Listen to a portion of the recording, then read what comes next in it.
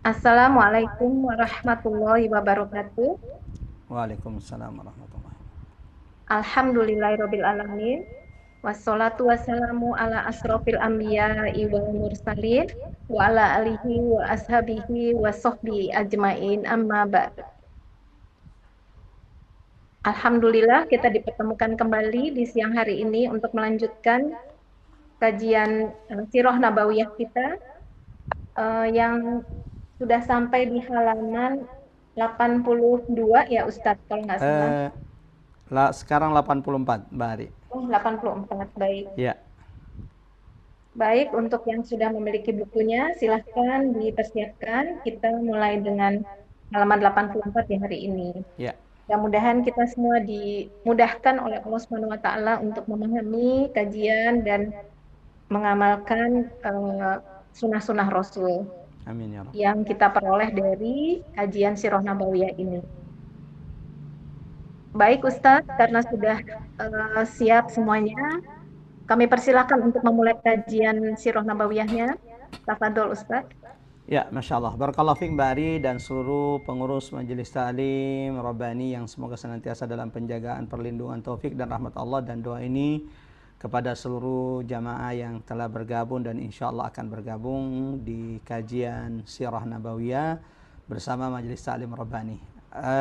Hari ini insya Allah kita akan melanjutkan pembahasan bagian ke-15 dari pembahasan Sirah Nabawiyah, dan insya Allah hari ini kita akan membahas tentang beberapa tantangan dakwah Nabi Shallallahu Alaihi Wasallam serta tekanan-tekanan dakwah yang dihadapi Nabi Shallallahu Alaihi Wasallam setelah Nabi memulai dakwah secara terang-terangan di tengah orang-orang kafir Quraisy. Seperti yang disampaikan Bahari, bagi teman-teman jamaah yang dirahmati Allah yang sudah punya kitabnya PDF dari kitab rujukan kita Ar-Rahiqul Mahtum karya Syekh Safiur Rahman Mubarakfuri, salah satu ulama India, pemenang juara pertama penulisan Sirah Nabawiyah, dan kami referensikan buku ini setidaknya ada di rumah kita. Bagaimana mungkin kita merasa bisa mengenal Nabi, bisa mencintai Rasulullah SAW sementara kita tidak memiliki buku Sirah Nabawiyah di rumah kita.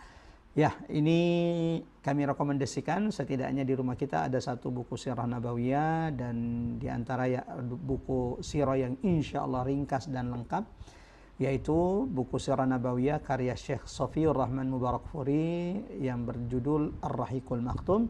Dan bagi jamaah yang dirahmati Allah yang menginginkan PDF dari kitab ini, bisa menghubungi pengurus dari Majelis Ta'lim Rabbani, dan hari ini insya Allah kita akan mulai dari halaman 84 dari kitab Sirah Nabawiyah yang sudah kita pilih, kita sepakati menjadi kurikulum, menjadi rujukan kita dalam pembahasan Sirah Nabawiyah setiap Rabu yang diselingi dengan tadabbur Quran bersama Majelis Ta'lim Rabbani.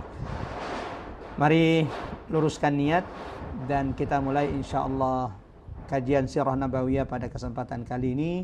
Semoga duduknya kita sejenak mengkaji sirah baginda Nabi sallallahu alaihi wasallam al-atirah yang semerbak wangi ini semakin menambahkan kecintaan kita kepada Nabi sallallahu alaihi wasallam, semakin menambahkan keimanan kita kepada Rasulullah sallallahu alaihi wasallam, dan semoga apa yang kita lakukan pada kesempatan kali ini menjadi salah satu sebab Allah rahmati kita, Allah masukkan kita ke dalam surga, Allah dekatkan surga kita dengan surga Rasulullah sallallahu alaihi wasallam. Bismillahirrahmanirrahim. Assalamualaikum warahmatullahi wabarakatuh. Alhamdulillahilladzi la ilaha illa huwal ahadus samad, lam yalid wa lam yulad wa lam yakul lahu kufuwan ahad. Asyhadu an la ilaha illallah wahdahu la syarikalah wa asyhadu anna Muhammadan abdullahi wa rasulul mab'utsu rahmatan lil alamin. Allahumma salli wa sallim ala Muhammad wa ala alihi wa sahabatihi wa man tabi'ahum bi ihsanin ila yaumiddin. Amma ba'd.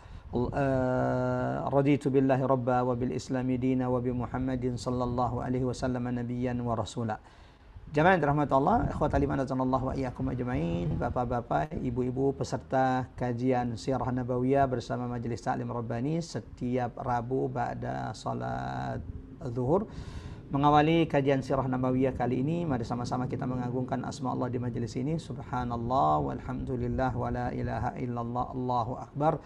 Mudah-mudahan jemaah yang dirahmati Allah, pada kajian kali ini Allah karuniakan ilmu yang bermanfaat kepada setiap di antara kita, dan semoga apa yang kita lakukan ini menjadi salah satu sebab Allah mudahkan jalan kita ke surga Allah Subhanahu wa taala. Bukankah Nabi sallallahu alaihi wasallam yang bersabda, "Wa man salaka tariqan yaltamisu fihi ilman sahalallahu lahu bihi tariqan ilal jannah." Barang siapa yang menempuh satu jalan menuntut ilmu Allah Subhanahu wa taala, maka Allah akan mudahkan dengannya jalannya ke surga Allah Subhanahu wa taala. Salawat dan taslim semoga senantiasa tercurahkan kepada baginda Nabi sallallahu alaihi wasallam, Rasul sallallahu alaihi wasallam yang senantiasa tidak pernah melupakan umatnya, Rasul sallallahu alaihi wasallam yang pada peristiwa Isra Mi'raj berulang kali menghadap Rabbnya, menghadap Tuhannya, agar kewajiban salat 5 waktu diringankan Allah Subhanahu wa taala dari 50 waktu menjadi 5 waktu, bukan karena diri Rasul sallallahu alaihi wasallam, akan tetapi yang diingat,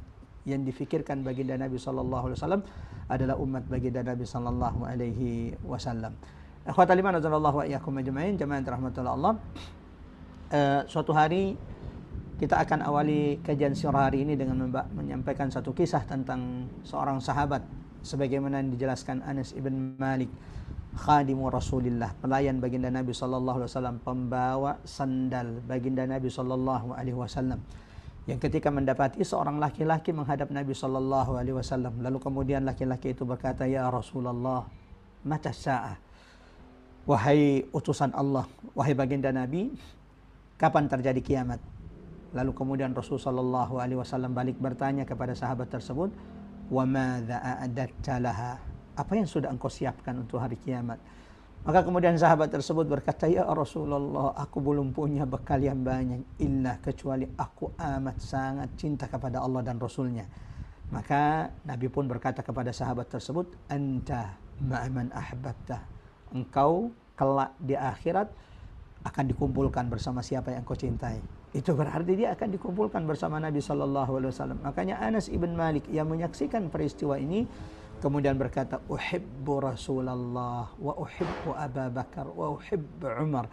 Aku sungguh cinta kepada Nabi Muhammad, aku sungguh cinta kepada Abu Bakar, aku sungguh cinta kepada Umar, walau amalku jauh dari amal mereka, berharap dengan kecintaanku dengan mereka Allah kumpulkan aku dengan mereka kelak. Allahu akbar. Semoga kita pun dengan kajian sirah nabawiyah kali ini, jamaah yang dirahmati Allah, semakin bertambah ya ilmu kita, semakin dekat ya kita dengan baginda Nabi sallallahu alaihi wasallam, dan semakin bertambah kecintaan mahabbah dalam hati kita kepada Rasulullah sallallahu alaihi wasallam. Allahumma salli wa sallim ala Muhammad wa ala ali Muhammad. Ya, bagi teman-teman yang punya ikhwah fillah, saudaraku yang dirahmati oleh Allah, yang punya pertanyaan yang di Zoom, silahkan ditulis di kolom chat di Zoom, nanti insya Allah akan dibacakan oleh Mbak Ari. Bagi teman-teman yang mengikuti kajian sirah nabawiyah part 15 bagian ke-15 yang hari ini melalui media sosial, mohon maaf belum bisa menjawab pertanyaan-pertanyaan yang atau komentar-komentar di live. Insya Allah akan kita baca setelah kita menutup majelis kita bersama Majelis Ta'lim Rabbani. Kita coba mengecek jika ada pertanyaan yang disampaikan di live media sosial hari ini. Jamaah yang dirahmati Allah, ikhwatal iman azanallahu wa iyyakum ajmain. Bagi teman-teman yang ikut kajian kita melalui Zoom, kita sudah siapkan PowerPoint dari materi kita atau pembahasan kita pada siang hari ini. Kita sudah sampai kepada bagian ke-15 dari pembahasan As-Sirah An-Nabawiyah. Yang akan kita bahas hari ini adalah kita akan membahas tentang berbagai halangan, tantangan dakwah yang dihadapi Nabi sallallahu alaihi wasallam setelah Nabi ya melaksanakan perintah Allah, fasda' bima tu'mar wa a'rid 'anil musyrikin. Ketika Nabi sallallahu alaihi wasallam memulai dakwah terang-terangan, mulai dari terang-terangan di tengah kerabatnya Bani Hashim, Bani Abdul Muttalib bin Abdi Manaf, sampai kemudian akhirnya Rasulullah SAW terang-terangan berdakwah di tengah-tengah Quraisy. Allahu Akbar. Saat itulah ujian satu persatu datang kepada Nabi Sallallahu Alaihi Wasallam. Tantangan dakwah bertubi-tubi datang kepada Nabi Sallallahu Alaihi Wasallam. Tekanan yang begitu besar dari orang-orang kafir Quraisy tak hanya datang kepada baginda Nabi Sallallahu Alaihi Wasallam, tapi juga kepada kerabat-kerabat Rasul Sallallahu Alaihi Wasallam, termasuk kepada sahabat-sahabat Nabi Sallallahu Alaihi Wasallam, khususnya di antara sahabat yang paling keras tantangannya, ujiannya setelah dakwah Nabi Sallallahu Alaihi Wasallam secara terang-terangan adalah sahabat-sahabat yang tidak punya kabilah, suku yang kuat yang membackingi mereka. Seperti Abdullah bin Mas'ud, Bilal bin Rabah, budak-budak atau hamba sahaya dari sahabat Nabi Sallallahu Alaihi Wasallam yang memang mereka tidak punya kabilah kuat di Mekah, mereka menjadi sasaran intimidasi dari orang-orang kafir Quraisy. Ini yang insya Allah akan menjadi pembahasan kita pada siang hari ini.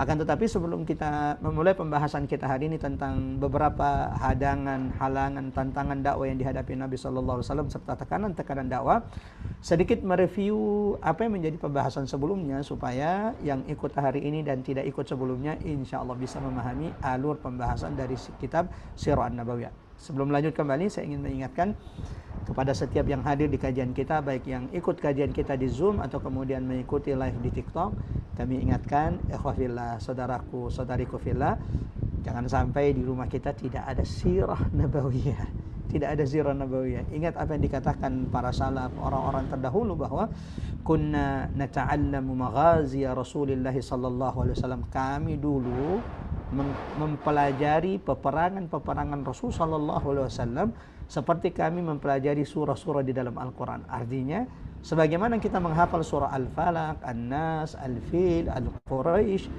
ternyata tabi'in, tabi'ut tabi'in dulu mempelajari sirah nabawiyah sallallahu alaihi wasallam seperti mereka mempelajari surah-surah hari ini, seperti kita mempelajari surah-surah hari ini. Allahu Akbar. Sementara berapa banyak di antara kita kaum muslimin yang bahkan ketika ditanya berapa tahun Nabi sallallahu alaihi wasallam di Mekah, berapa tahun Nabi sallallahu alaihi wasallam berdakwah di Madinah, berapa tahun Nabi sallallahu alaihi wasallam berdakwah secara sembunyi-sembunyi, lalu kapan Nabi berdakwah secara terang-terangan, kapan terjadi perang Uhud, kapan terjadi perang Badar, apa yang menjadi inti pelajaran ini kemudian banyak dilalaikan dari umat Nabi Muhammad sallallahu alaihi wasallam. Jangan heran kalau kemudian kebanyakan kita hari ini, anak-anak muda kita, jauh dari keteladanan baginda Nabi sallallahu alaihi wasallam karena memang kita hampir tidak punya waktu, tidak punya kesempatan untuk mengajarkan sirah nabawiyah kepada anak-anak kita.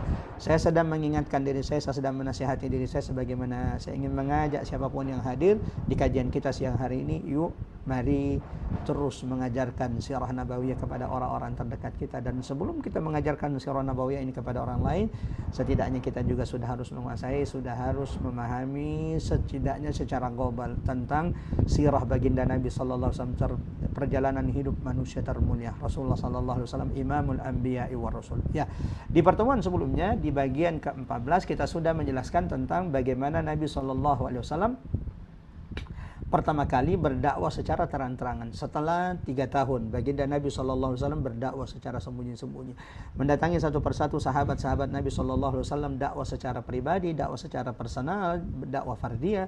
Lalu kemudian masya Allah masuk Islam orang-orang terbaik dari kalangan sahabat-sahabat Nabi sallallahu alaihi wasallam. Masuk Islam istri tercinta Ibunda Khadijah binti Khuwailid, masuk Islam Abu Bakar As-Siddiq, wazir penasihat baginda Nabi sallallahu alaihi wasallam, masuk Islam kemudian sahabat Ali bin Abi Thalib radhiyallahu an, masuk Islam kemudian sahabat Zaid ibn Harithah radhiyallahu anhum dan sahabat-sahabat lainnya. Sampai kemudian jemaah yang dirahmati Allah, setelah dakwah secara sembunyi-sembunyi, diam-diam selama 3 tahun, turunlah firman Allah dalam Quran surah Asy-Syu'ara ayat 214, wa anzir ashiratakal aqrabin. Muhammad, berilah peringatan kepada kerabat-kerabat terdekatmu. Turunnya ayat ini dalam Quran surah Asy-Syu'ara ayat 214, maka Nabi sallallahu alaihi wasallam apa yang dilakukan? Pertama kali Nabi sallallahu alaihi wasallam mengumpulkan kerabatnya dari Bani Hashim, kerabatnya dari Bani Abdul Muttalib bin Abdi Manaf, berkumpul sekitar ada 45 orang.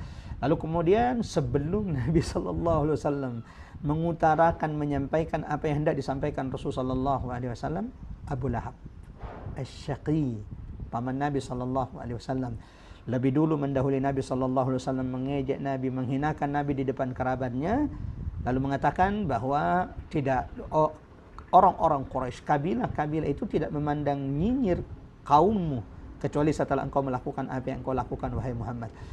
Abu Talib, paman Rasulullah sallallahu alaihi wasallam yang tidak pernah meninggalkan Nabi sallallahu alaihi wasallam, ya, yang dari umur Nabi 8 tahun sampai beliau menikah, Rasulullah itu tinggal diasuh oleh pamannya tercinta Abu Talib.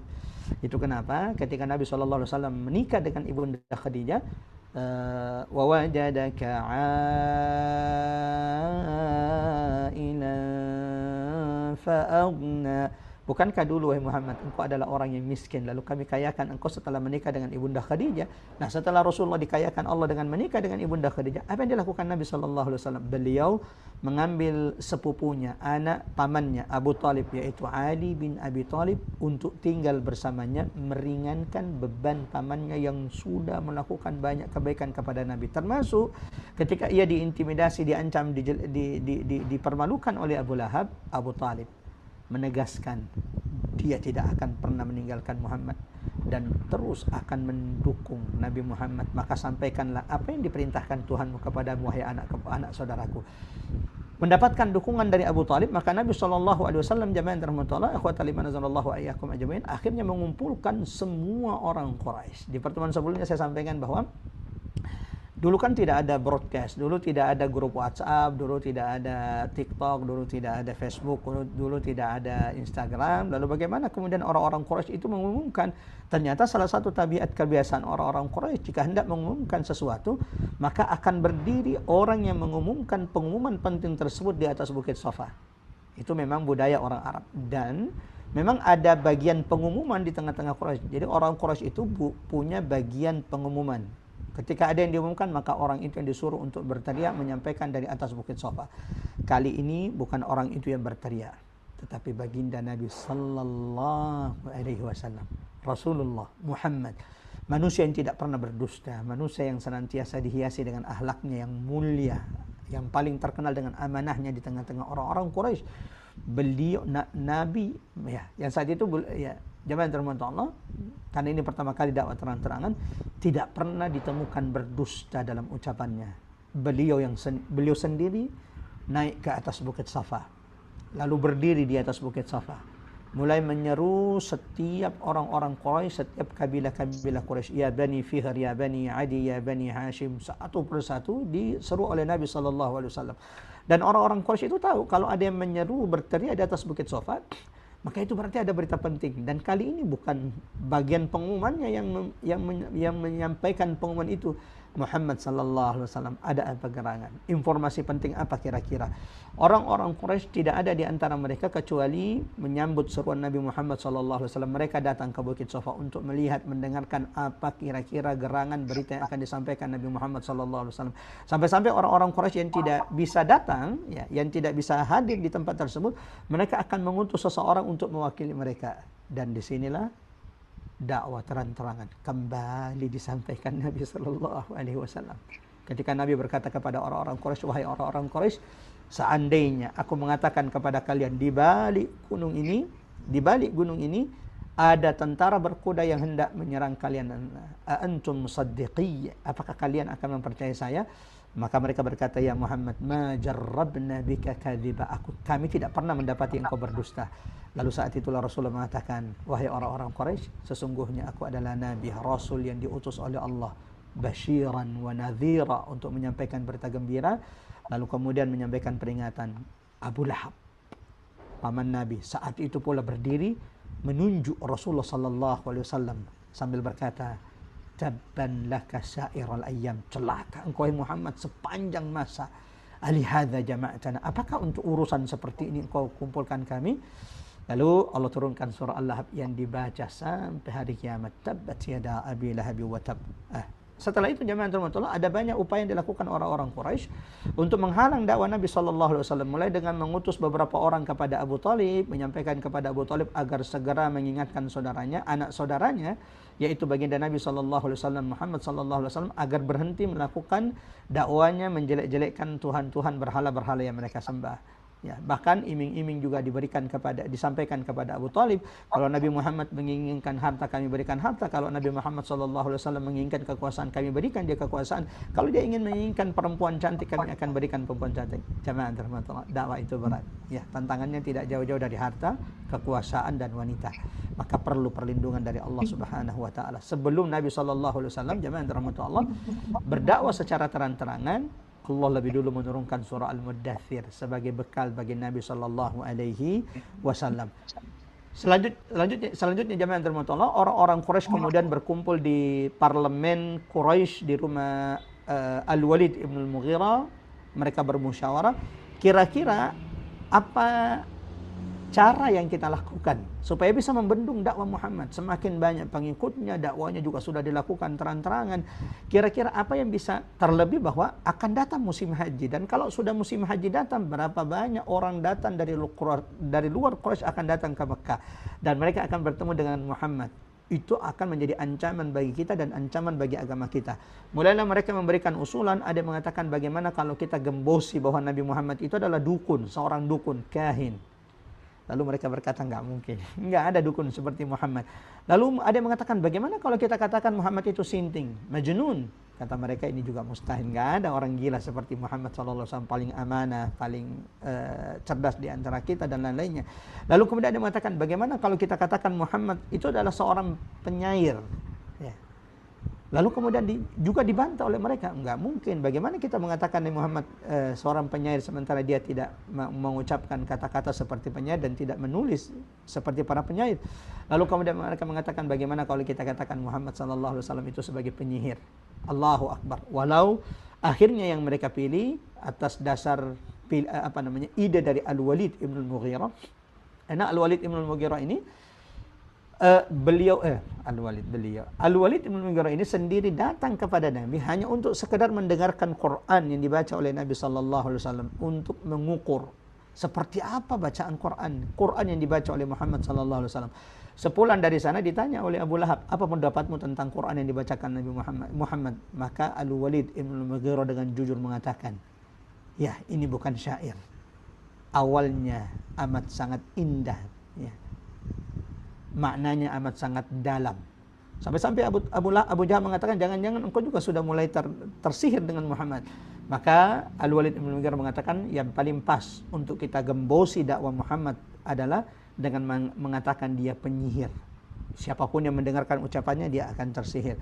Karena sikap, keputusan yang diambil Al-Walid bin Mughirah itu, padahal dia tahu kebenaran Quran. Al-Walid ini adalah salah satu pakar syairnya Quraisy. Ketika dia dengarkan Quran yang dibaca Nabi, dia tahu ini bukan syair. Tidak ada syair yang ucapannya seperti ini. Akan tetapi, ia memilih mendustakan Quran yang sudah dia dengarkan. Sehingga Allah turunkan beberapa ayat dalam Al-Quran. Ada sekitar 11 ayat dalam Quran surah Al-Muddathir. Ya, untuk menghinakan Al-Walid ibn Mughirah dengan keputusannya. Innahu fakkara wa qaddar faqutila kaifa qaddar. Kira-kira, jamaah yang rahmatullah, ini yang menjadi pembahasan kita sebelumnya. Ya. Singkat review dari tema kita sebelumnya. Hari ini insya Allah kita akan mulai pembahasan beberapa cara yang dilakukan oleh orang-orang kafir Quraisy dalam menghalangi dakwah, menghadang dakwah baginda Nabi sallallahu alaihi wasallam. Ya, apa yang mereka lakukan? Cara apa yang dilakukan orang-orang kafir Quraisy? Secara untuk menghadang dakwah Nabi Muhammad sallallahu alaihi wasallam. Mereka sudah datang ke Abu Talib, bahkan sudah memberikan iming-iming. In arada malan jama'na lahu malan. Kalau Muhammad itu butuh uang, butuh harta, kami kumpulkan harta untuknya. Kalau dia menginginkan kekuasaan, in arada mulkan malakna. Kami jadikan dia penguasa bagi kami. Yang penting stop, berhenti melakukan dakwanya. Dan kalau dia ingin perempuan, zawwajnah, kami nikahkan dia dengan wanita tercantik. Ternyata cara ini tidak mempan. Maka mereka mencari cara-cara lain yang kira-kira bisa menghadang, menggembosi dakwah baginda Nabi sallallahu alaihi wasallam. Dalam kitab Ar-Rahiqul Maktum, Sirah Nabawiyah karya Syekh Safiur Rahman disebutkan Ada beberapa langkah-langkah, ada beberapa cara yang dilakukan oleh pembesar-pembesar Quraisy, oleh orang-orang kafir Quraisy demi menghadang dakwah baginda Nabi sallallahu alaihi wasallam. Di antaranya ejekan-ejekan, ya, penghinaan, olok-olok dan penertawaan yang terus-menerus mereka lakukan terhadap baginda Nabi sallallahu alaihi wasallam, terhadap sahabat-sahabat Nabi sallallahu alaihi wasallam. Hal ini mereka maksudkan untuk melecehkan kaum muslimin dan menggerogoti kekuatan mental mereka. Ya. Al-Quran mengabadikan hinaan, olok-olokan, tertawaan mereka kepada Nabi sallallahu alaihi wasallam. Di antaranya apa yang Allah abadikan tentang ucapan orang-orang kafir Quraisy dari ejekan-ejekan mereka, celaan-celaan, hinaan-hinaan mereka kepada Nabi sallallahu alaihi wasallam dalam Quran surah Al-Hijr ayat ke-6. Waqalu, dan mereka orang-orang kafir itu berkata, ya ayyuhalladzi nuzzila alaihi dzikru innaka lamajnun. Wahai engkau orang yang diturunkan Quran kepadamu, sesungguhnya kamu benar-benar orang gila. Allahu akbar. Allahu akbar. Ya, mereka menyebut, mereka menghina, memperolok-olok Nabi sallallahu alaihi wasallam majnun. Muhammad itu orang gila. Ya. Walau enggak ada juga orang yang percaya. Bagaimana mungkin ada orang gila seperti baginda Nabi sallallahu alaihi wasallam? Kemudian dalam Quran surah Sad ayat keempat, Allah juga mengabadikan hinaan, olok-olokan orang kafir Quraisy yang mereka lakukan demi melemahkan, menggembosi, menghadang dakwah baginda Nabi sallallahu alaihi wasallam. وَعَجِبُوا أَنْ جَاءَهُمْ مُنْذِرٌ مِّنْهُمْ وَقَالَ الْكَافِرُونَ هَذَا سَاحِرٌ كَذَّابٌ. Dan mereka heran karena mereka kedatangan seorang pemberi peringatan, seorang rasul dari kalangan mereka. Dan orang-orang kafir itu berkata, hadza sahirun kadzdzab. Tak puas, mereka mengatakan Nabi Muhammad sallallahu alaihi wasallam majnun, orang gila, sinting. Mereka juga memperolok-olok, menghina Nabi, mengejek Nabi dengan mengatakan Nabi itu sahirun kadzdzab. Nabi itu tukang sihir, lagi pendusta. La haula wala quwata illa billah. Maka jemaah yang dirahmati Allah, ya, selain Allah menurunkan Quran sebagai bantahan, Allah hinakan siapapun yang menghina bagi Nabi sallallahu alaihi wasallam. Ada banyak ayat Quran yang menegaskan Allah akan menghinakan siapapun yang menghina baginda Nabi sallallahu alaihi wasallam. Inna syani'aka huwal abtar. Ya, sesungguhnya yang membenci Muhammad mereka yang terputus. Inna kafainakal mustahzin.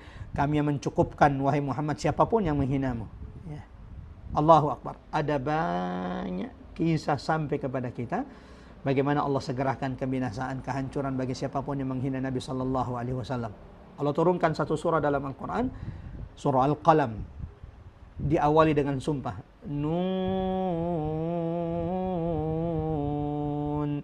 wal qalami wa ma yastunun. Allahu akbar. Allah bersumpah demi menegaskan ma anta bi ni'mati rabbika bimajnun. Muhammad, engkau dengan nikmat Tuhanmu bukanlah orang yang gila seperti yang dituduhkan orang-orang Quraisy. Ya, termasuk diantaranya jemaah dirahmati Allah dalam Quran surah Al-Qalam ayat 58, Allah mengabadikan bagaimana pandangan orang-orang kafir Quraisy itu yang amat sangat murka ketika melihat Nabi sallallahu alaihi wasallam, yang kemudian dilanjutkan dengan ucapan-ucapan mereka yang berusaha menggelincirkan Nabi sallallahu alaihi wasallam.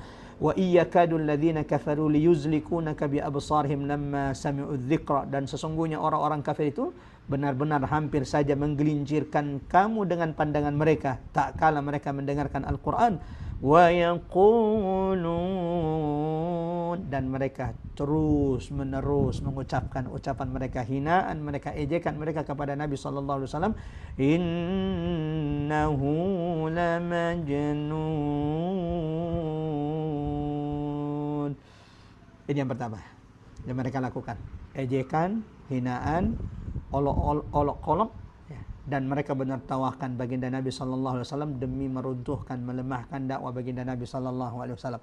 Cara lain yang mereka lakukan sebagaimana disebutkan oleh Syekh Safiur Rahman dalam kitab ini, jamaah rahmatullah Allah, ya, tak hanya cukup menjelek-jelekkan baginda Nabi, mengolok-olok Rasulullah, dikatai pendusta, dikatai orang gila, dikatai penyihir, ya, disebut sebagai manusia biasa yang tidak punya kelebihan. Tak cukup menjelek-jelekkan Nabi Muhammad sallallahu alaihi wasallam, apa mereka menghina Nabi Muhammad, mengolok-olok Nabi Muhammad. Cara lain yang dilakukan orang-orang kafir Quraisy demi menggembosi, melemahkan dakwah baginda Nabi sallallahu alaihi wasallam, mereka menjelek-jelekkan ajaran baginda Nabi sallallahu alaihi wasallam. Ya. Ajaran baginda Nabi, syariat yang dibawa oleh Rasulullah ini juga tak luput dari ejekan mereka. Membangkitkan keraguan-raguan di tengah orang-orang Quraisy terhadap apa yang disampaikan oleh baginda Nabi sallallahu alaihi wasallam. Ya. Apa yang dibaca Muhammad itu, apa yang disampaikan Muhammad itu hanya tidak lebih dari sekedar contekan yang dicontek Nabi Muhammad dari ajaran umat-umat sebelumnya. Menyebarkan anggapan-anggapan yang menyaksikan ajaran-ajaran beliau dan diri beliau, baginda Nabi sallallahu alaihi wasallam. Ya. Dan ini mereka sebarkan di tengah-tengah Quraisy. Orang-orang yang datang ke Mekah untuk haji dan umrah tak luput dari penggembosan mereka akan baginda Nabi sallallahu alaihi wasallam dan syariat yang dibawa oleh Rasulullah sallallahu alaihi wasallam. Tak cuma itu, jamaah rahmatullah. Ya, di antara cara juga yang mereka lakukan untuk menggembosi, melemahkan dakwah baginda Nabi sallallahu alaihi wasallam, mereka berusaha membuat tandingan Al-Qur'an. Ya. Mereka berusaha melawan Al-Qur'an. Apa yang mereka lakukan? Cara apa mereka tempuh demi membuat tandingan buat Al-Quran yang Allah turunkan kepada Nabi SAW? Mereka melawan Al-Quran dengan dongeng-dongeng orang-orang dahulu, agar tujuannya untuk apa? Demi menjadikan orang itu melupakan Al-Quran dengan dongeng-dongeng tersebut, ya. Dan agar mereka bisa meninggalkan Al-Quran. Di buku ini Masya Allah, Syekh Safiur Rahman Mubarakfuri memberikan beberapa kisah, menyampaikan beberapa kisah bagaimana giatnya, semangatnya orang-orang kafir Quraisy itu membuat tandingan, ya. Bagaimana usaha mereka memalingkan manusia itu dari Quran. Dan saya ingin mengatakan jemaah rahmatullah bahwa hampir tidak ada yang terjadi hari ini kecuali kita akan bisa mendapatkan gambarannya pada kisah baginda Nabi sallallahu alaihi wasallam dan kisah umat-umat terdahulu. Tidak ada maksiat, tidak ada dosa yang terjadi hari ini kecuali ada gambarannya pada kisah umat-umat terdahulu. Ya, ternyata Masya Allah dari dulu memang salah satu cara yang digunakan oleh orang-orang kafir Quraisy agar membuat orang itu terlalaikan, terlupakan, ya, dan agar mereka meninggalkan Al-Quran, mereka membuat kisah-kisah, dongeng-dongeng yang disampaikan di tengah-tengah Quraisy. Sengaja mereka lakukan supaya orang-orang itu meninggalkan Al-Quran. Dan terang-terangan mereka mengatakan, la tasma'u li hadzal Quran, jangan pernah kalian dengarkan Quran. Kalau kalian mendengarkan Quran, maka kalian akan tersihir dengan Muhammad. Ya. Mulailah mereka kemudian menyampaikan dongeng-dongeng tandingan. Bahkan di antara mereka salah satunya An-Nadir Ibnul Haris itu sampai pergi ke Hira, melakukan perjalanan jauh demi belajar dongeng-dongeng, kisah-kisah terdahulu, ya, mulai dari kisah-kisah Raja Persia, kisah-kisah Rustum, Asfandiar dan lain-lainnya. Untuk apa? Agar ketika dia pulang ke Quraisy, dia bisa menceritakan dongeng-dongeng ini, kisah-kisah ini untuk menandingi Al-Quran. Tidak sampai hanya di situ, jamaah rahmatullah. Ibnu Abbas radhiyallahu anhu meriwayatkan, menyebutkan bahwa demi memalingkan, menjauhkan orang dari Quran, orang Quraisy itu sampai melakukan ini. Tak hanya kemudian membuat dongeng-dongeng sebagai tandingan Quran, mereka sampai mendatangkan penyanyi perempuan dari kalangan hamba sahaya yang diperintahkan untuk bernyanyi di depan orang-orang Quraisy supaya memalingkan manusia dari Al-Quran, dari majelis Nabi sallallahu alaihi wasallam. Kalau saya ingin katakan, bukankah hari ini juga kita banyak menemukan hal tersebut, ya. ketika banyak orang yang mendatangkan penyanyi-penyanyi yang diantaranya juga kemudian menarik para pemuda dari kalangan kaum muslimin, sehingga mereka tidak hadir di majelis para ulama, para masyayikh. Dari dulu ternyata cara ini digunakan oleh orang-orang kafir Quraisy, menjauhkan manusia dari Quran, menjauhkan manusia dari kalam Allah Subhanahu wa taala, menjauhkan manusia dari firman Allah dengan cara mendatangkan penyanyi-penyanyi perempuan. Kalau ada seorang laki-laki yang tegas menyatakan tidak mau mendengarkan Quran, bahkan dihadiahkan satu penyanyi kepada mereka untuk menghibur mereka agar mereka tidak mendengarkan Quran, yang seandainya mereka dengarkan, mereka tunduk menyimak ayat-ayat tersebut, mereka akan merasakan keagungan, kebesaran, kedahsyatan Quran seperti yang dirasakan oleh sekelompok jin ketika mereka mendengarkan Quran yang Allah abadikan dalam Quran surah Al-Jin, sebagaimana juga diabadikan dalam Quran surah Al-Ahqaf.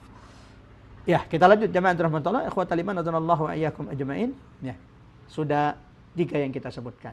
Di antara cara untuk menggombosi, menghadang dakwah Nabi sallallahu alaihi wasallam, ejekan dan hinaan, olok-olok mereka lakukan kepada Nabi demi melemahkan dakwah dan mental Nabi sallallahu alaihi wasallam, menjelek-jelekkan ajaran syariat baginda Nabi sallallahu alaihi wasallam, membangkitkan keraguan-raguan di tengah orang-orang Quraisy, melawan dan membuat tandingan untuk Quran, mendatangkan dongeng-dongeng, bahkan mengutus salah seorang di antara mereka hanya untuk datang ke Hira, sebuah daerah, untuk belajar kisah-kisah raja-raja Persia, ya, kisah-kisah para perkataan-perkataan Rustum dan Asfandiar. Bahkan tak cukup sampai di situ, mendatangkan penyanyi, membuat konser supaya menghalau, menghadang manusia dari menghadiri majelis baginda Nabi sallallahu alaihi wasallam. Ya, lanjut jemaah rahmatullah, ikhwatal iman azanallahu wa iyyakum ajmain. Ibnu Jarir At-Tabari menyebutkan bahwa di antara cara yang juga mereka lakukan adalah memberikan penawaran kepada baginda Nabi sallallahu alaihi wasallam. Yang tujuan dari penawaran ini agar mempertemukan Islam dan jahiliyah. Sudahlah, kita tidak usah saling menjelek-jelekkan Muhammad. Bagaimana kalau masing-masing kita mengalah? Ya, kita sepakati apa yang bisa kita sepakati. Dan ini Allah ingatkan baginda Nabi sallallahu alaihi wasallam dalam Al-Qur'an, "Waddu law tudhinu fayudhinun." Wahai Muhammad, mereka berharap engkau mau mengalah sebagaimana mereka mau mengalah, agar Islam ini bisa kompromi dengan jahiliyah. Bahkan jemaah rahmatullah, ikhwatal iman azanallahu iyyakum ajmain, Ibnu Ishaq dalam sirahnya menceritakan bahwa selagi Rasulullah sallallahu alaihi wasallam sedang tawaf di Ka'bah. Jadi Ibnu Ishaq menceritakan ini di antara cara yang dilakukan oleh orang-orang kafir Quraisy ketika mendapati ejekan, hinaan tidak mempan, menjelek-jelekkan syariat Nabi tidak mempan, lalu kemudian melawan, membuat tandingan Quran, membuat konser-konser wanita-wanita, budak-budak yang menyanyi supaya menghadang mereka dari Quran, ternyata juga tidak mempan. Mereka kemudian mulai memberikan tawaran lembut. Muhammad, sudahlah, kita bersaudara, kita sama-sama dari Quraisy, kita tidak usah saling menjelek-jelekkan. Ya, kita saling memahami saja, kita toleransi bersama. Ya. Mereka berharap agar kesyirikan itu, agar Islam itu bertemu, bisa bergabung, bersatu dengan jahiliyah. Ibnu Ishaq menyebutkan bahwa suatu saat ketika Nabi SAW sedang tawaf di Ka'bah, maka Rasulullah SAW berpapasan dengan beberapa pembesar Quraisy. Ada Al-Aswad bin Al-Muttalib bin Asad bin Abdul Uzza. Ada Al-Walid ibn Al-Mughirah yang tadi sudah sempat kita sedikit spill kisahnya ketika dia dengarkan Quran lalu takjub dengan Quran yang dibacakan Nabi sallallahu alaihi wasallam, tapi akhirnya ia memilih mendustakan Quran yang didengarkan, maka Allah turunkan ayat untuk mencelah orang ini. Al-Walid ibn Al-Mughirah yang tak lain ayahanda dari sahabat Nabi sallallahu alaihi wasallam, Khalid ibn Al-Walid radhiyallahu an. Jadi bapaknya adalah salah satu tokoh kafir Quraisy yang memusuhi dakwah Nabi sallallahu alaihi wasallam, bahkan otak di balik permusuhan dakwah Nabi sallallahu alaihi wasallam. Akan tetapi anaknya salah satu pedang Allah, Saifullahil Maslul, yang terhunus, yang hampir tidak ada peperangan kecuali dimenangkan oleh sahabat ini, Khalid ibn Walid. Bagi sahabat-sahabat yang biasa mendengarkan sirah sejarah tentang pembebasan Baitul Maqdis, maka salah satu sahabat tokoh pahlawan, the battle, ya. Peperangan-peperangan dalam pembebasan Baitul Maqdis adalah sahabat ini, Khalid ibn Walid, ya, Batalul Yarmouk, salah satu pahlawan peperangan Yarmouk. Mudah-mudahan suatu hari kita bisa dimudahkan Allah berkunjung ke Baitul Maqdis, dan di sana kita akan membahas insyaallah tentang sirah bagaimana sahabat-sahabat Nabi akhirnya membebaskan Baitul Maqdis. Kita lanjut jamaah rahmatullah, ya. Jadi ada ketika Nabi, kata Ibnu Ishaq dalam sirahnya, ketika Nabi sedang tawaf di Ka'bah berpapasan dengan pembesar-pembesar Quraisy, di antaranya Al-Aswad bin Al-Muttalib bin Asad bin Abdul Uzza, lalu kemudian juga ada Al-Walid ibn Al-Mughirah, dan ada Al-As ibn Wa'il As-Sahmi. Ya. Ketika mereka bertemu dengan Nabi Muhammad sallallahu alaihi wasallam, mereka berkata, "Wahai Muhammad, kesinilah. Kami mau menyembah apa yang engkau sembah." Ya. Di riwayat lain disebutkan, mereka berkata, "Wahai Muhammad, bagaimana kalau kami ini menyembah Tuhanmu selama 1 tahun, tapi setelah itu engkau menyembah Tuhan kami dalam 1 tahun. Innara." Ya. Kalau kami dapati bahwa ternyata Tuhanmu, agamamu adalah benar, maka kami akan ikut agamamu, wahai Muhammad. Ya. Tapi jika engkau mendapati agama kami yang benar, engkau yang ikut, wahai Muhammad. Engkau yang ikut agama kami. Jangan rahmatullah.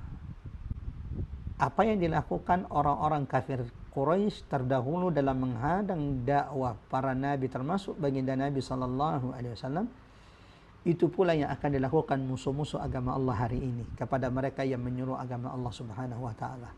Untuk membungkam dakwah mereka, jika tidak bisa dibungkam dengan harta, dibungkam dengan wanita. Tidak bisa dibungkam dengan wanita, ya dikasih komisaris, dikasih jabatan agar mereka diam, agar mereka meninggalkan apa yang dibenci oleh musuh-musuh agama Allah Subhanahu wa taala. Tidak bisa dengan cara kasar, mereka akan melakukan cara lembut. Sudahlah, kita toleransi. Enggak baik kita saling mengkafirkan satu sama lain. Ya. Enggak boleh mengatakan mereka kafir. Bagaimana tidak mengatakan kafir sementara Quran mengatakan laqad kafara alladziina qalu, telah kafir mereka yang mengatakan Tuhan itu ada 3. Nah, jamaah yang rahmatullah, ikhwatal iman azanallahu wa iyyakum ajmain. Sampai-sampai tiba-tiba ada, hari ini kita dengarkan ada beberapa orang yang mengusulkan bagaimana kalau kemudian kata-kata kafir itu dihapus dari kamus bahasa Indonesia, tidak lagi diucapkan. Allahu Akbar. Jamaah rahmatullah, kafir itu tidak kasar pada dasarnya. Kafir itu kan diambil dari kata kafara. Al-kafru artinya penghalang, tertutup. Orang kafir itu adalah mereka yang terhalang, tertutup hidayah untuk masuk Islam. Ya, itu artinya kafir. Manusia, orang yang terhalang, tertutup dari hidayah Allah untuk masuk Islam. Dan setiap agama itu kan punya istilah bagi mereka yang tidak masuk Islam, tidak masuk agama mereka. Ya. Ada yang mengatakan yang tidak masuk agama mereka disebut dengan domba-domba tersesat, sudah tersesat domba pula. Ya. Lakum dinukum waliyadin.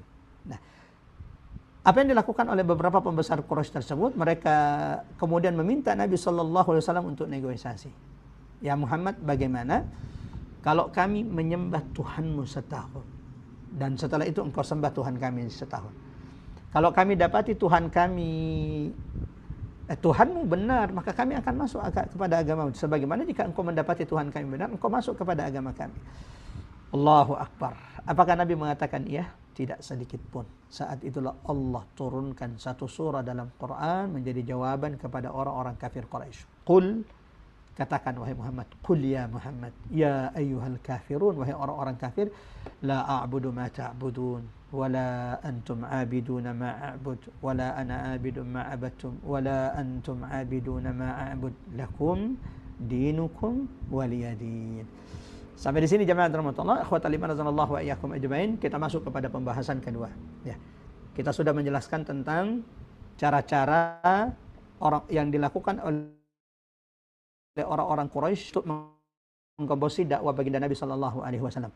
Mulai dari ejek-ejekan, olok-olokan mereka kepada Nabi sallallahu alaihi wasallam, menjelek-jelekkan syariat baginda Nabi sallallahu alaihi wasallam, berusaha membuat tandingan Quran, bahkan melalaikan, menjauhkan orang dari majelis-majelis Quran Nabi sallallahu alaihi wasallam dengan mendatangkan penyanyi-penyanyi perempuan, membuat konser-konser yang melalaikan orang-orang Quraisy dari mendatangi majelis Nabi sallallahu alaihi wasallam. Tak cukup dengan itu, mereka negosiasi, ya. Mereka usahakan dengan cara lembut, bagaimana kalau wahai Muhammad kita baikan saja, kita tidak saling menjelekkan, kita tidak saling menyesatkan, Ya, engkau akui kebenaran Tuhan kami dan kami akui kebenaran Tuhanmu. Kami sembah Tuhanmu setahun, engkau sembah Tuhan kami setahun.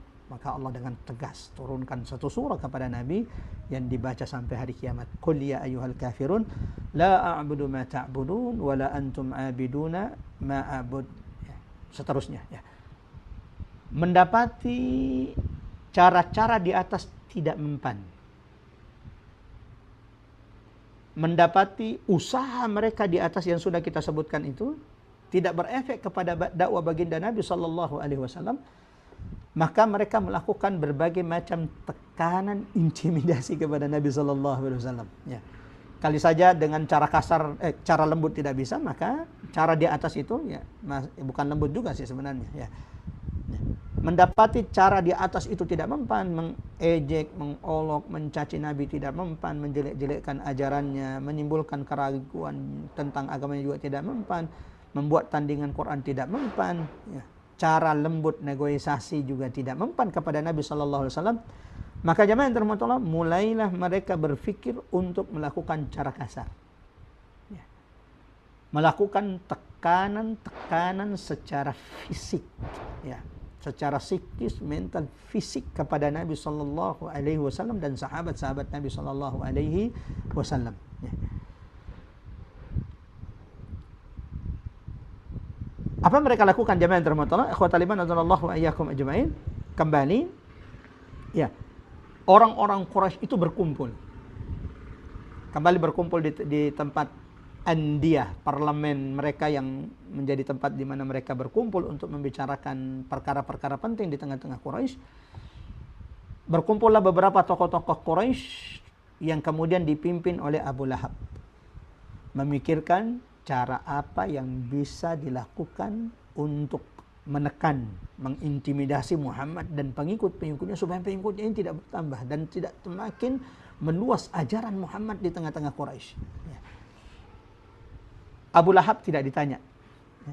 Dari awal dakwah Nabi sallallahu alaihi wasallam terang-terangan. Ketika Allah turunkan firman Allah dalam Quran surah Asy-Syu'ara ayat 214, "Wa anzir ashiratakal aqrabin." Lalu kemudian Nabi naik di atas bukit Safa. Dari awal Abu Lahab itu sudah menjadi orang terdepan, terbesar, terang-terangan memusuhi dakwah baginda Nabi sallallahu alaihi wasallam. Mulai dari berusaha mempermalukan Nabi di hadapan orang-orang Quraisy ketika dia berdiri lalu kemudian menunjuk baginda Nabi sallallahu alaihi wasallam, "Tabban laka, celaka engkau Muhammad selama-lamanya, ali hadza jama'tana." Apakah untuk urusan seperti ini engkau kumpulkan kami di tempat ini? Tidak cukup melakukan itu, walau akhirnya Allah turunkan satu surah dalam Al-Quran, "Tabbat yada abi lahabin wa tab ma agna anhu maluhu wa ma kasab sayasla naran dzata lahab wa imra'atuhu hammalatal hatab fi jidha hablum min masad." Dan itu menjadi kehinaan Abu Lahab sampai kelak pada hari kiamat. Ya. Tak cukup menjelek-jelekkan, berusaha mempermalukan Nabi di depan orang-orang Quraisy. Apa yang dilakukan Abu Lahab? Di antara tekanan yang dilakukan Abu Lahab, berusaha melemahkan dakwah baginda Nabi sallallahu alaihi wasallam. Abu Lahab itu punya dua putra, namanya Utbah dan Utaibah. Mungkin di antara jamaah ada yang sudah tahu maklumat ini, bahwa Abu Lahab itu bukan cuman sekedar paman bagi Nabi sallallahu alaihi wasallam. Tapi Abu Lahab itu, ikhwafillah yang dirahmati Allah, jamaah yang dirahmati Allah subhanahu wa ta'ala, Abu Lahab itu juga tak lain adalah besan Nabi Muhammad sallallahu alaihi wasallam. Kedua putra Abu Lahab, Utbah dan Utaibah, menikahi dua putri Nabi sallallahu alaihi wasallam. Siapa dua putri Nabi yang dinikahi dua putra Abu Lahab? Ya, Sayyidah Ruqayyah, yang kemudian setelah Sayyidah Ruqayyah, yang kedua ya, ini dinikahi oleh Utbah, yang kedua Utaibah menikahi Sayyidah Ummu Kalthum radhiyallahu anhuma. Ya. Ketika Nabi dakwah terang-terangan, Abu Lahab kemudian menjadi musuh terbesar pertama Nabi sallallahu alaihi wasallam, berada di barisan terdepan memusuhi dakwah Nabi sallallahu alaihi wasallam. Tak cukup sampai di situ, pulang ke rumahnya memerintahkan kedua putranya menceraikan kedua putri Nabi dengan cara yang tidak baik, ya. Sehingga kedua putri kedua putra Abu Lahab itu mendatangi istri mereka, satu Ruqayyah, satu Ummul Kalsum, dan mereka menceraikan kedua putri baginda Nabi sallallahu alaihi wasallam. Ya. Allahu akbar. Ya. Tak cukup sampai di situ.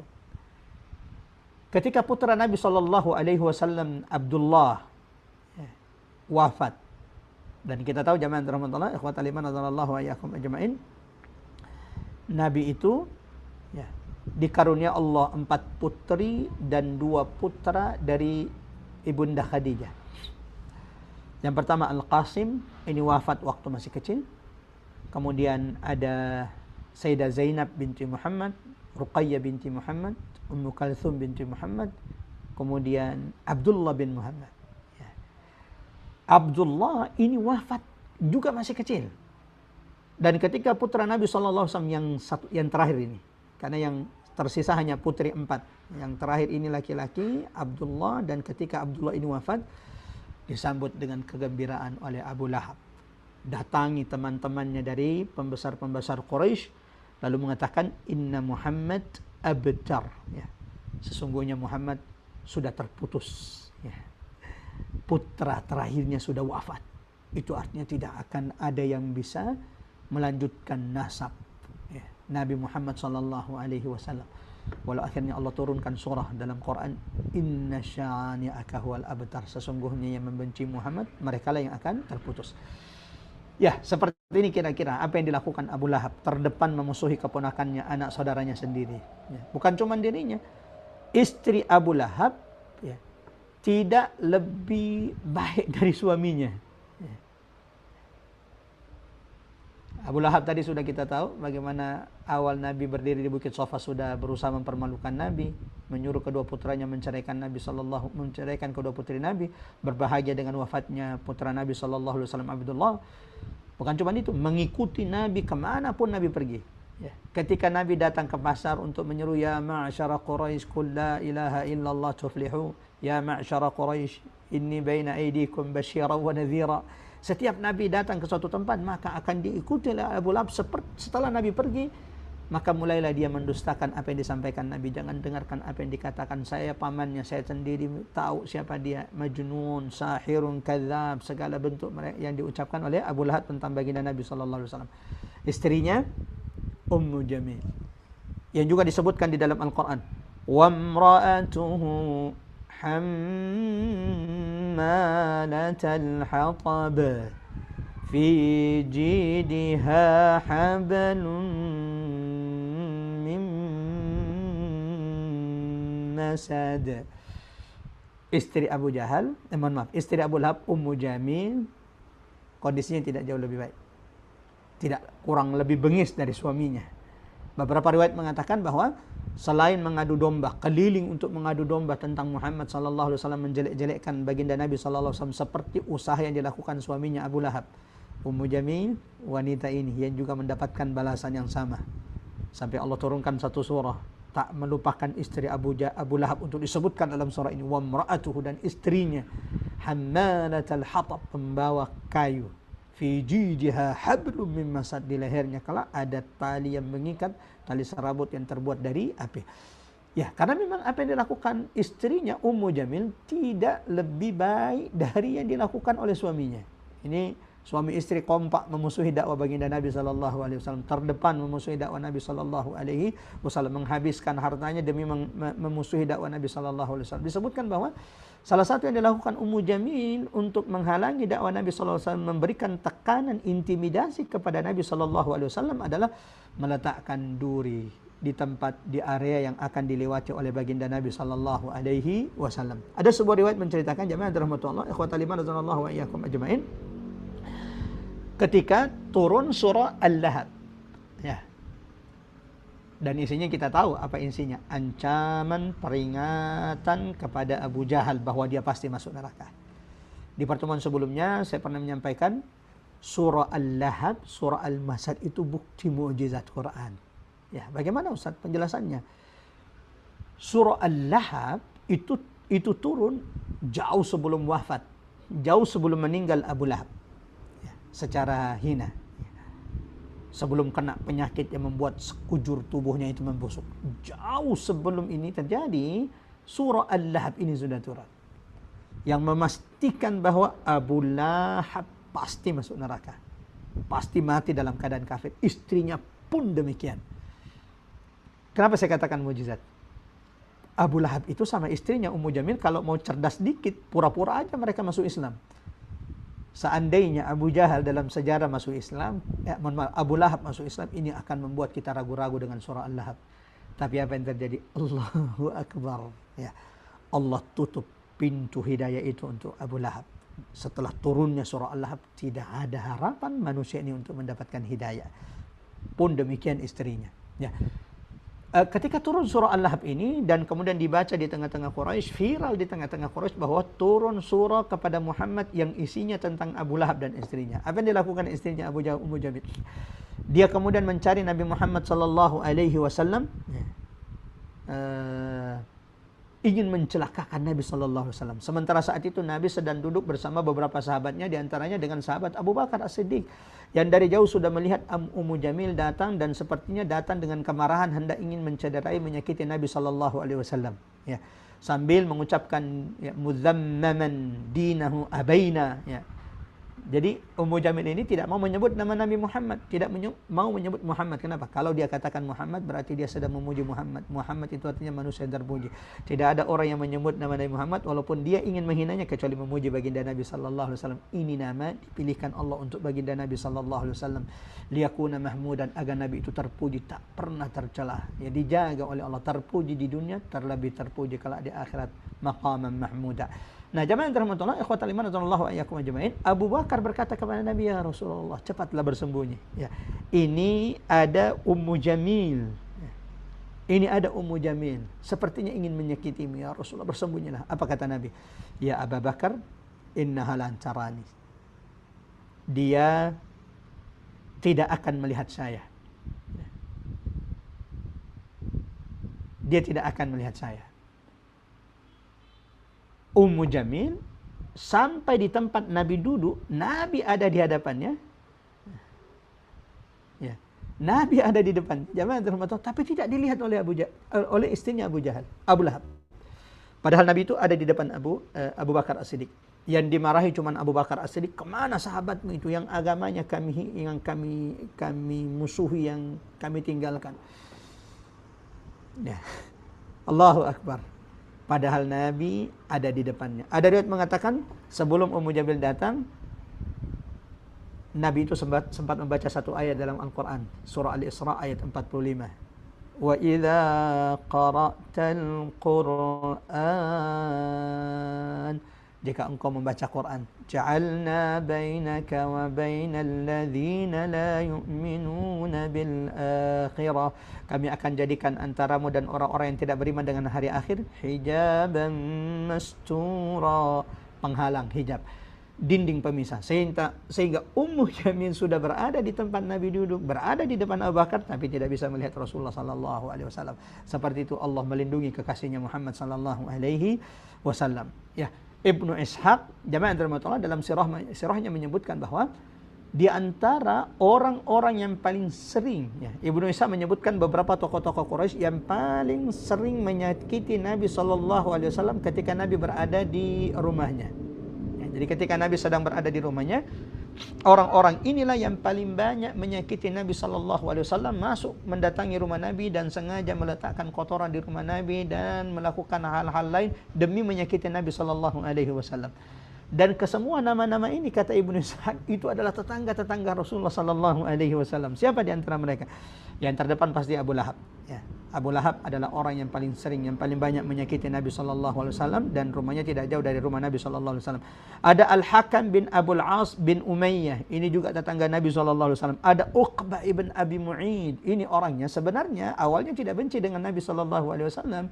Ya, karena tidak merasa punya alasan untuk membenci Nabi sallallahu alaihi wasallam, akan tetapi pembesar-pembesar Quraisy lainnya mengejeknya, ya, menantangnya, mengatainya bahwa dia pendukung Muhammad, sehingga akhirnya dia pun kemudian memusuhi Nabi sallallahu alaihi wasallam. Bukan cuma itu, termasuk salah satu orang yang meludahi Nabi sallallahu alaihi wasallam, meludah di wajah Nabi sallallahu alaihi wasallam. meletakkan kotoran di tubuh Nabi sallallahu alaihi wasallam. Ada orang ini, Uqbah ibn Abi Mu'id, ya. Kemudian ada Adi bin Hamra al-Thaqafi. Kemudian ada Ibnul Asda' al-Hudhali. Ibnu Ishaq mengatakan bahwa tokoh-tokoh Quraisy ini semuanya adalah tetangga-tetangga baginda Nabi sallallahu alaihi wasallam. Orang-orang yang paling sering menyakiti Nabi sallallahu alaihi wasallam. Bahkan di antara mereka ada yang meludahi Rasul sallallahu alaihi wasallam. Salah satu tekanan, intimidasi secara fisik yang mereka lakukan kepada Nabi sallallahu alaihi wasallam, apa yang diriwayatkan oleh sahabat Abdullah bin Mas'ud, dan peristiwa ini dilihat langsung di depan mata Abdullah bin Mas'ud. Ingin sekali menyelamatkan baginda Nabi, ingin sekali menolong Nabi sallallahu alaihi wasallam, tapi sahabat Abdullah bin Mas'ud tak mampu berbuat apa-apa. Ia hanya seorang Arab yang tidak punya kabilah kuat yang menjaga melindunginya. Sehingga ketika melihat orang-orang Quraisy melakukan perbuatan mereka yang buruk tercela ini, beliau hanya bisa terdiam, lalu segera pulang lalu segera datang ke rumah Nabi sallallahu alaihi wasallam menyampaikan kepada Sayyidah Fatimah, "Abu, cepatlah wahai Fatimah, datangi tolong bapakmu." Maka segera Sayyidah Fatimah mendatangi ayahanda. Apa yang dilihat oleh Abdullah bin Mas'ud? Ya, Abdullah bin Mas'ud meriwayatkan bahwa ketika Nabi sallallahu alaihi wasallam suatu saat salat di sisi Ka'bah, datang pembesar-pembesar Quraisy seperti Abu Jahal. Ya. Datang beberapa pembesar Quraisy seperti Abu Jahal, ada Al-Walid ibn al-Mughirah, ada Syaibah bin Rabi'ah, ada Al-Walid ibn Utbah, ada Umayyah bin Khalaf, ada Uqbah ibn Abi Mu'id. Apa yang mereka lakukan? Ketika Nabi sallallahu alaihi wasallam sedang salat di sisi Ka'bah, mereka menunggu sampai Nabi itu sujud. Dan ketika Nabi sallallahu alaihi wasallam sedang sujud menyembah Tuhannya di sisi Ka'bah Baitullah, mereka tanpa malu, ya, tanpa sedikit rasa hormat kepada Nabi, meletakkan kotoran di antara kedua pundak baginda Nabi sallallahu alaihi wasallam yang saat itu Nabi sedang sujud.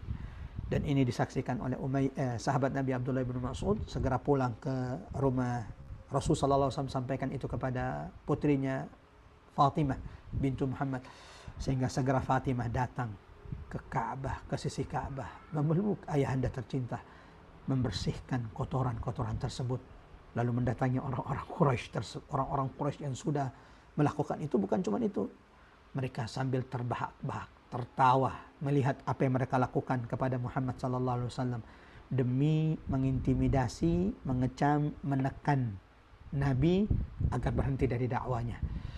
Apa yang dilakukan Nabi? Selesai Nabi sallallahu alaihi wasallam salat, maka Nabi sallallahu alaihi wasallam berdiri di sisi Ka'bah. Mulailah Nabi sallallahu alaihi wasallam mengangkat tangannya dan berdoa. Tak satu pun dari orang-orang kafir Quraisy yang hadir di tempat tersebut yang ikut serta dalam perilaku buruk mereka meletakkan kotoran di atas punggung Nabi Muhammad, lalu mereka tertawa terbahak-bahak dengan apa yang mereka lakukan, kecuali namanya disebutkan oleh Nabi sallallahu alaihi wasallam. Allahumma alaika bi Abi Jahal, ya Allah, hukumlah Abu Jahal. Allahumma alaika bi Utbah ibn Rabi'ah, ya Allah, hukumlah Utbah ibn Rabi'ah. Allahumma alaika Syaibah bin Rabi'ah, ya Allah, hukumlah Syaibah bin Rabi'ah. Allahumma alaika bil Walid ibn Utbah, ya Allah, hukumlah Al-Walid ibn Utbah. Allahumma alaika bi Umayyah bin Khalaf, ya Allah, hukumlah Umayyah bin Khalaf. Allahumma alaika bi Uqbah ibn Abi Mu'id, ya Allah, hukumlah Uqbah ibn Abi Mu'id. Yang disakiti adalah manusia yang paling dicintai oleh Allah, di tempat yang paling baik, di tempat yang paling mustajab. Dan di tempat itulah Nabi sallallahu alaihi wasallam mendoakan mereka keburukan agar Allah memberikan hukuman kepada mereka. Abdullah bin Mas'ud yang meriwayatkan kisah ini berkata, demi Allah, ya,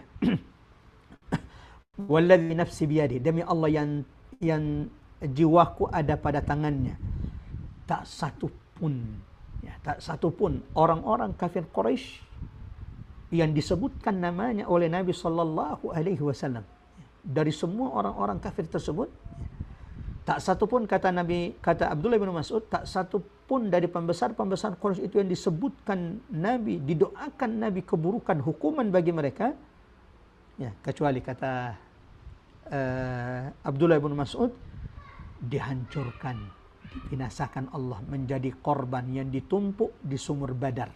Ya. Semua nama yang disebutkan Nabi tadi, Abu Jahal, Utbah bin Rabi'ah, Syaibah bin Rabi'ah, Al-Walid ibn Utbah, Umayyah bin Khalaf, Uqbah ibn Abi Mu'id, dibinasakan Allah di perang Badar, dan ditumpuk jasa mereka, dihinakan Allah, ya, di Ma'rakatu Badar. Balasan atas apa yang mereka lakukan kepada kekasih Allah Subhanahu wa taala Muhammad sallallahu alaihi wasallam. Ya. Ini beberapa contoh kecil. Jamaah yang dirahmati Allah. Ini kalau mau disebutkan semua riwayatnya panjang sekali ini pertemuan kita. Sementara waktu kita tinggal sedikit, jamaah yang dirahmati Allah. Ikhwafillah yang dirahmati Allah. Ya.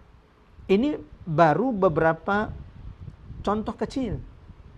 Tekanan, intimidasi secara fisik yang dilakukan oleh orang-orang kafir Quraisy kepada baginda Nabi sallallahu alaihi wasallam. Ya. Belum terhadap sahabat-sahabat Nabi sallallahu alaihi wasallam.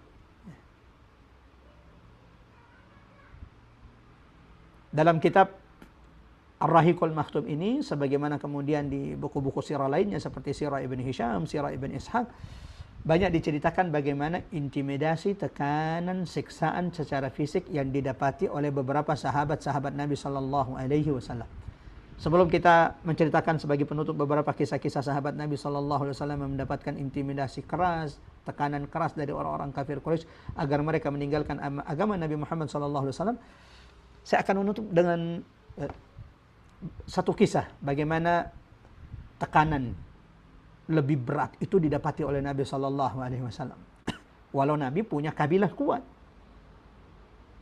tidak luput dari intimidasi, tekanan orang-orang kafir Quraisy. Nah, salah satu intimidasi, tekanan secara fisik yang dilakukan oleh orang-orang kafir Quraisy kepada baginda Nabi sallallahu alaihi wasallam adalah apa yang dilakukan Abu Jahal kepada baginda Nabi sallallahu alaihi wasallam. Ketika Abu Jahal memperingatkan Nabi Muhammad sallallahu alaihi wasallam, Abu Jahal memperingati Nabi agar tak lagi pernah sujud di depan Ka'bah. Kalau engkau berani wahai Muhammad, kalau engkau berani sujud, saya dapati engkau besok sujud di tempat ini, maka saya akan injak tengkukmu, ya, dan saya akan lemparkan kotoran debu di wajahmu. Itu ancaman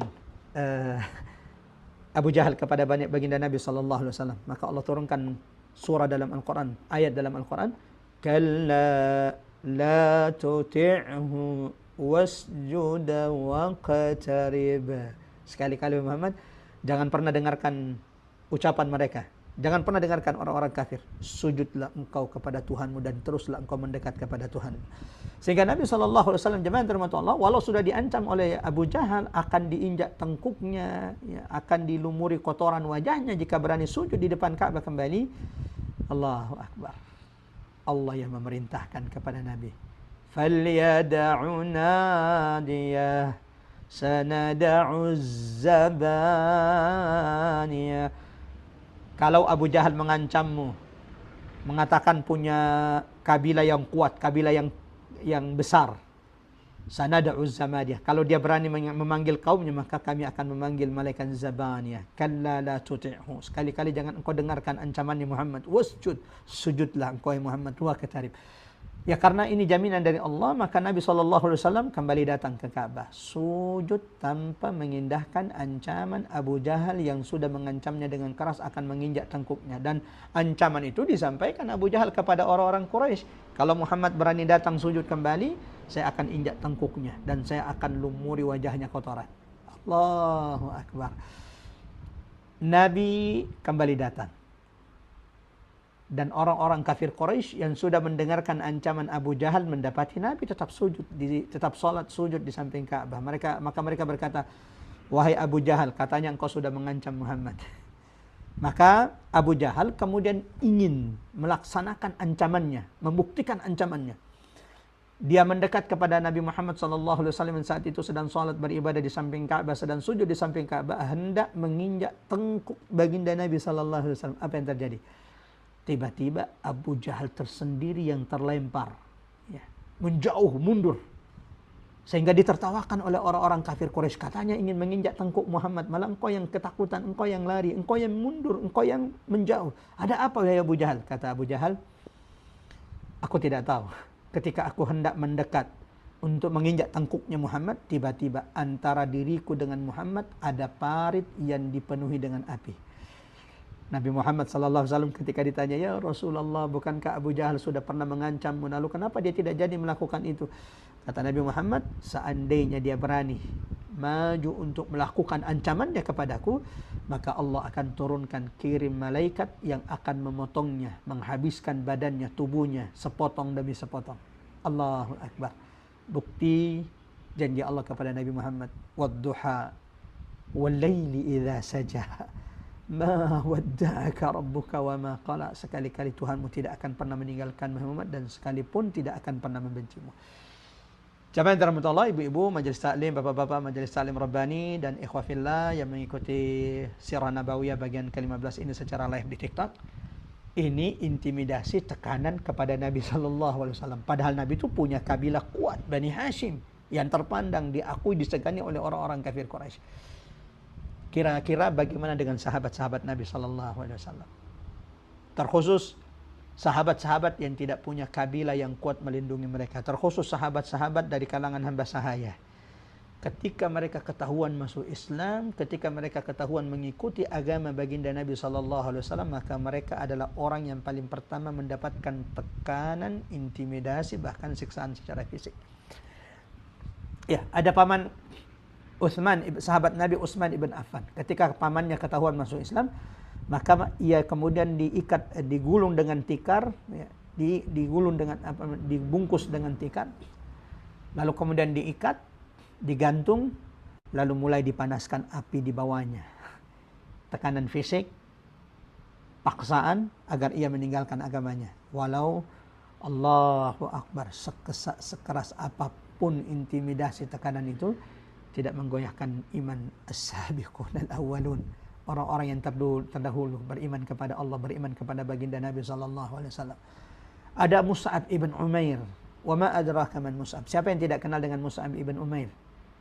Salah satu sahabat kaya raya di Mekah, yang kalau dia mau, dia bisa mewarisi kekayaan orang tuanya yang kaya raya tersebut.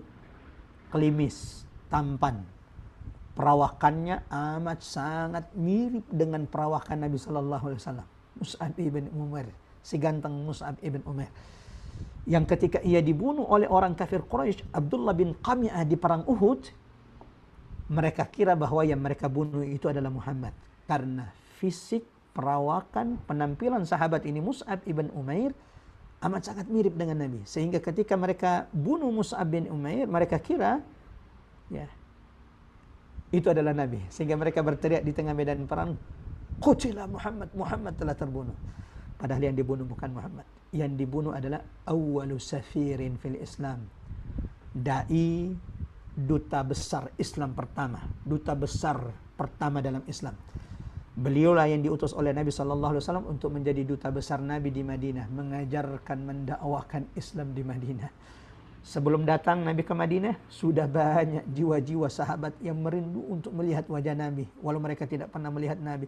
Sudah banyak orang-orang Madinah yang masuk Islam, beriman, merindu kepada Nabi, sehingga ketika mereka mendengarkan Nabi sudah hijrah dari Mekah ke Madinah, setiap hari, ya, dari setiap hari ba'da subuh, mereka keluar dari masjid, mereka keluar dari kota Madinah menuju luar kota Madinah hanya untuk menunggu baginda Nabi sallallahu alaihi wasallam. Tersiarnya agama Islam di Madinah tidak lepas dari masuk Islamnya, dari dakwah sahabat Nabi Mus'ab ibn Umair, yang ketika beliau masuk Islam dan ketahuan oleh ibunya dia masuk Islam, maka semua fasilitas, semua kenyamanan diputuskan sampai ia kelaparan. Sampai ketika ia suatu saat datang ke majelis Nabi, ia tidak lagi datang dengan penampilannya seperti penampilannya sebelumnya, rapi, tercium wangi parfum dari tubuhnya, ya, penampilan kaya raya terlihat betul dari fisiknya. Kali ini ia datang dengan kain yang ya di antaranya ada yang robek, ada yang sudah terjahit. Bahkan ketika Nabi SAW mendapati sahabat ini gugur syahid di perang Uhud, Nabi sampai meneteskan air mata. Seorang pemuda kaya raya, tercium parfum dari tubuhnya, klimis, ganteng, meninggalkan semua kenikmatan itu demi Allah dan Rasulnya. Gugur di syahid, tidak ditemukan kecuali sehelai kain. Kalau ditutupkan kepalanya terlihat kakinya, ditarik menutup kakinya terlihat kepalanya. Maka Nabi menutup kepalanya, lalu kakinya ditutup dengan izhar. Sambil Nabi membaca satu ayat, Rijalun sadaqu ma ahadullah. Mereka adalah orang-orang yang senantiasa membenarkan janji mereka di hadapan Allah Subhanahu wa taala. Allahu akbar. Radhiyallahu Mus'ab ibn Umair. Ya, siapa lagi sahabat Nabi SAW yang tak luput dari intimidasi tekanan orang-orang kafir Quraisy ketika ketahuan mereka masuk Islam? Ada sahabat Bilal bin Rabah. Ya. Yang ketika majikannya tahu bahwa budak hamba sahayanya Bilal bin Rabah menjadi pengikut Nabi Umayyah, maka majikannya Umayyah bin Khalaf, ya, dengan keras menyiksa Bilal bin Rabah, menariknya ke gurun pasir, mulai memukulnya, tidak memberinya makan dan tidak memberinya minum, meletakkan batu besar di atas dadanya agar dipaksa untuk meninggalkan agama Muhammad, dipaksa murtad. Allahu Akbar. Tak ada satu ucapan yang keluar dari lisannya kecuali ahadun ahad, ahadun ahad. Salah satu sebab kenapa Bilal itu amat sangat dekat dengan baginda Nabi sallallahu alaihi wasallam, muadzin Rasulullah sallallahu alaihi wasallam. Umayyah bin Khalaf nanti berhenti menyiksa Bilal kapan?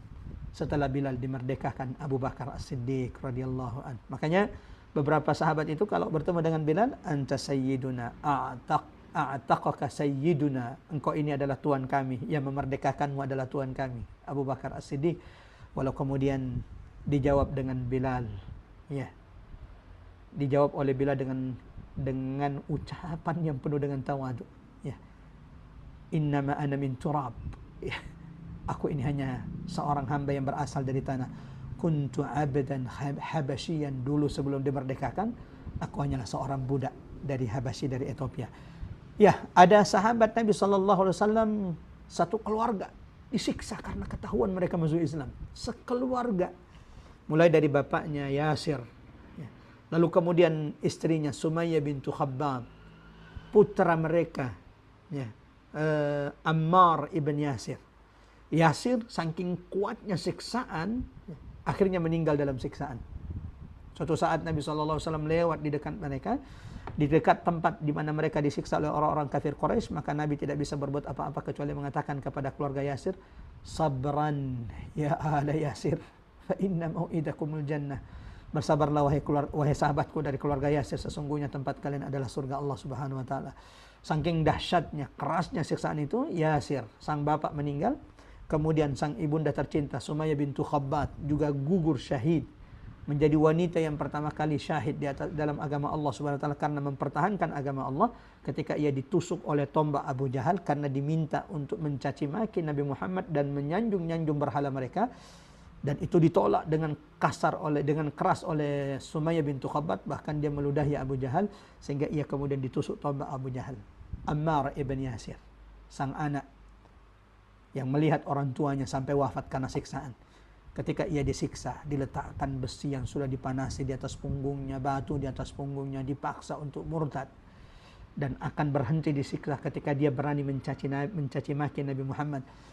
Dan dia akan dilepaskan dari siksaan tersebut kalau dia mau menyanjung berhala-berhala Lata Uzzah yang disembah oleh orang-orang kafir Quraisy.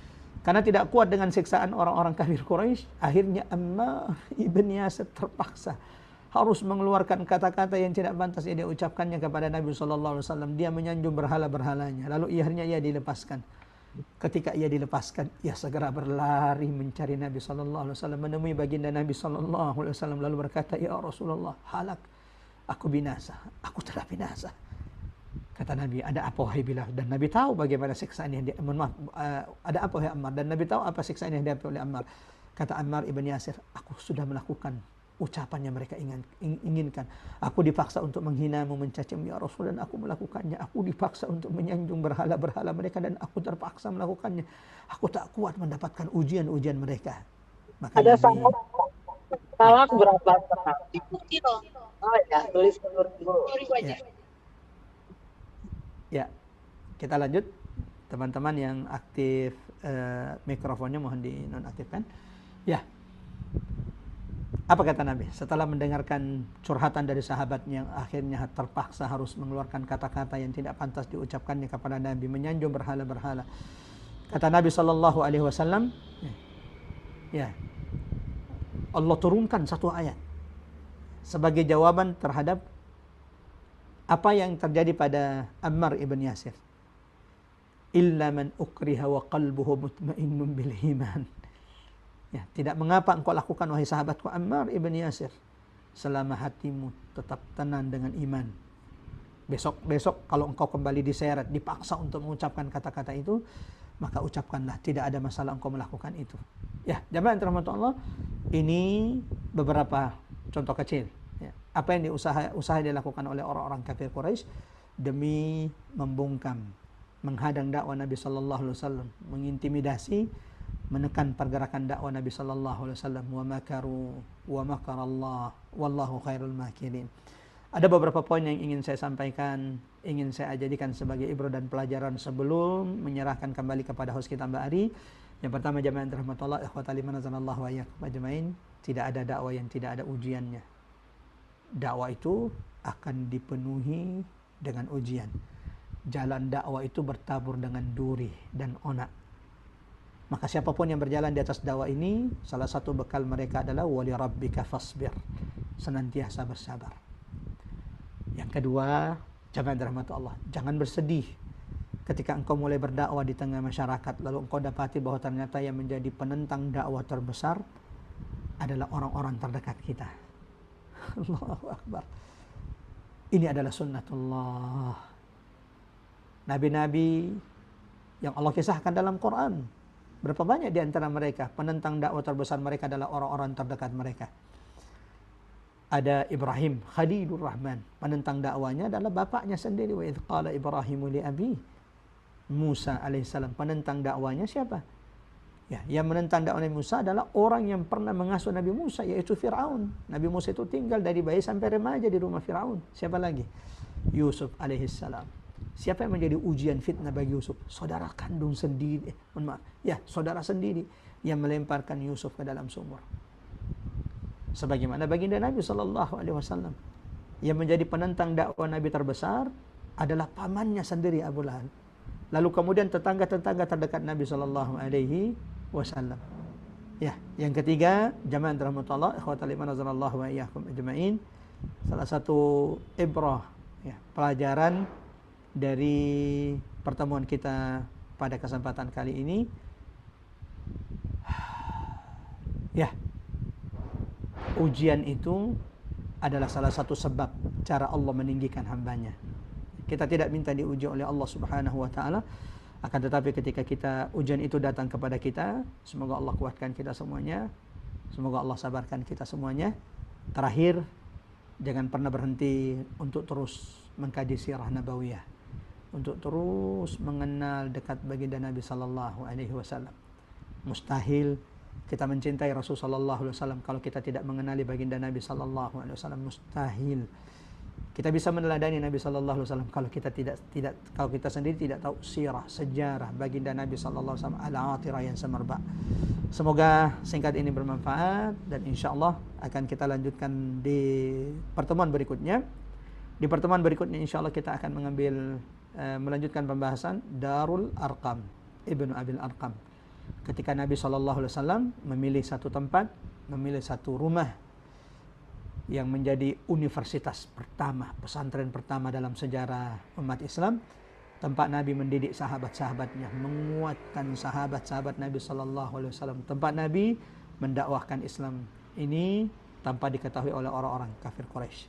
Siapa sahabat yang rumahnya dipilih untuk menjadi rumah tempat Nabi mengumpulkan sahabat-sahabatnya? Di mana letak rumah itu seandainya kita berangkat umrah?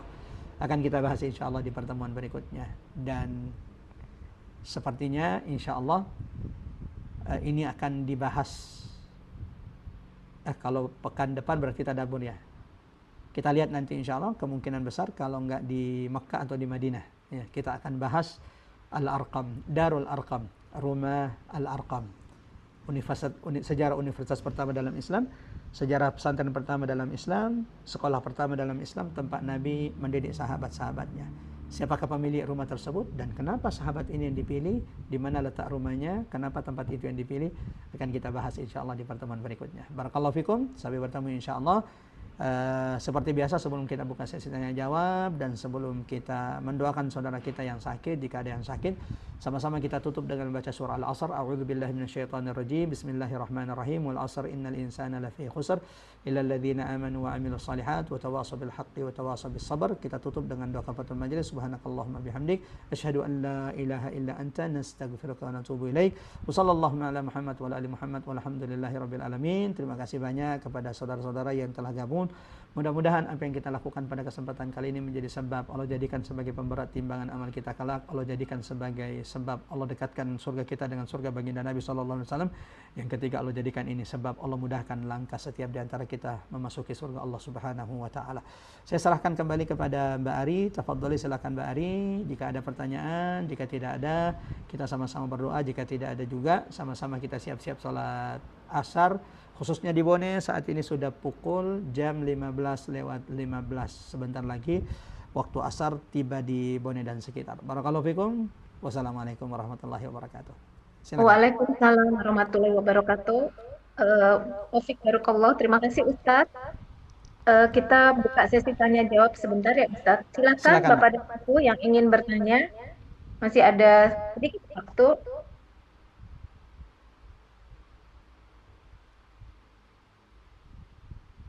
Ada yang ingin bertanya?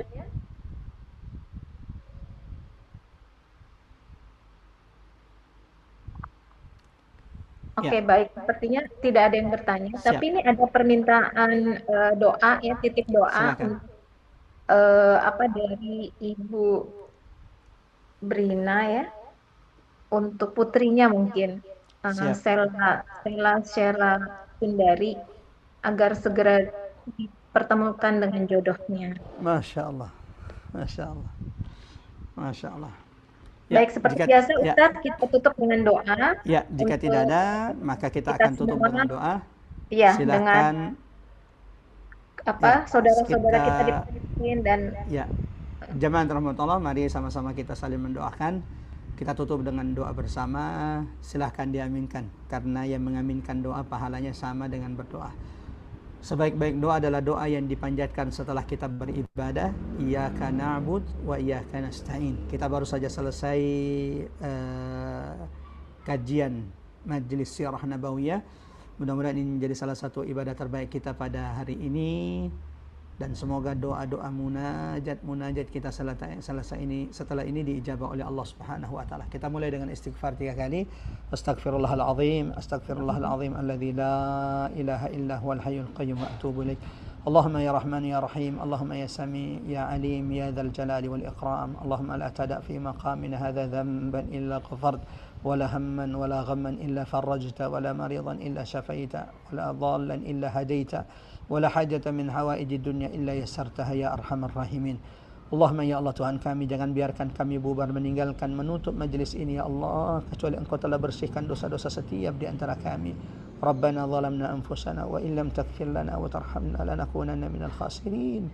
Ya Allah ya Rahman, kami mengakui di hadapan-Mu akan dosa-dosa kami begitu banyak, tapi kami juga yakin, kami ketahui ampunan-Mu jauh lebih luas. Ya Allah, jangan biarkan kami bubar meninggalkan majlis ini, kecuali Engkau telah bersihkan dosa-dosa setiap di antara kami. Allahumma ya Rahman ya Rahim, siapapun di antara kami yang saat ini sedang sakit, Allahumma ya Rabban nas adhibil ba's ishfi anta syafi la shifaan illa shifa'uk shifaan la yughadiru saqaman wala alaman. Karuniakan kepada setiap di antara mereka ya Allah kesembuhan yang tidak meninggalkan rasa sakit. Allahumma ya Allah ya Rahman, siapapun di antara kami yang punya hajat, siapapun di antara kami yang punya keinginan, siapapun di antara kami yang kesulitan, ya Allah Engkau Tuhan yang kami sembah, pemilik kerajaan langit dan bumi, karuniakan mudahkan setiap hajat saudara-saudara kami ya Allah. Kabulkan doa permintaan setiap di antara kami. اللهم يا رحمن يا رحيم أرنا الحق حقا وارزقنا اتباعه وأرنا الباطل باطلا وارزقنا اجتنابه اللهم اصلح لنا ديننا الذي هو عصمة أمرنا واصلح لنا دنيانا التي فيها معاشنا وأصلح لنا آخرتنا التي إليها معادنا واجعل الحياة زيادة لنا من كل خير واجعل الموت راحة لنا من كل شر اللهم يا ناصر المظلومين يا رب الفقراء والمساكين اللهم انصر إخواننا المستضعفين المظلومين في فلسطين اللهم انصرهم نصرا عزيزا ya arhamar rahimin ya Allah Tuhan kami kepadamu kami mengadukan kondisi saudara kami yang ada di Palestina. Ya Allah, jadilah engkau sebagai penolong bagi mereka, ya Allah. Terima para syuhada mereka, ya Allah. Terima para syuhada mereka, ya Allah. Sembuhkan yang sakit di antara mereka, ya Allah. Segerakan kemenangan untuk saudara kami di Palestina.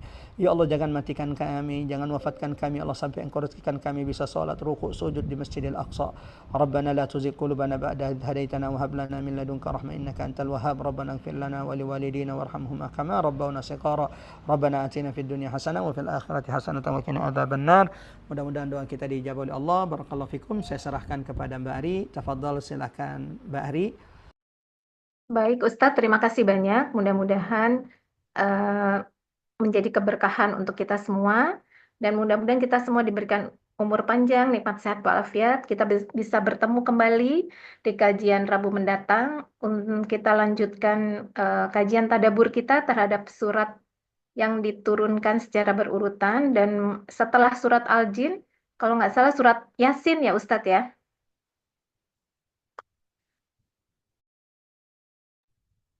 Baik, terima kasih Bapak dan Ibu semua yang sudah menyimak kajian ini dari awal sampai akhir. Semoga menjadi keberkahan untuk kita semua, bermanfaat, dan sampai berjumpa lagi di Rabu mendatang dengan kajian tadabbur kita. Insya Allah kita akan mentadaburi surat Yasin. Mohon maaf lahir batin kalau ada yang tidak berkenan atau segala kekurangan. Wabillahi taufik wal hidayah. Wassalamualaikum warahmatullahi wabarakatuh.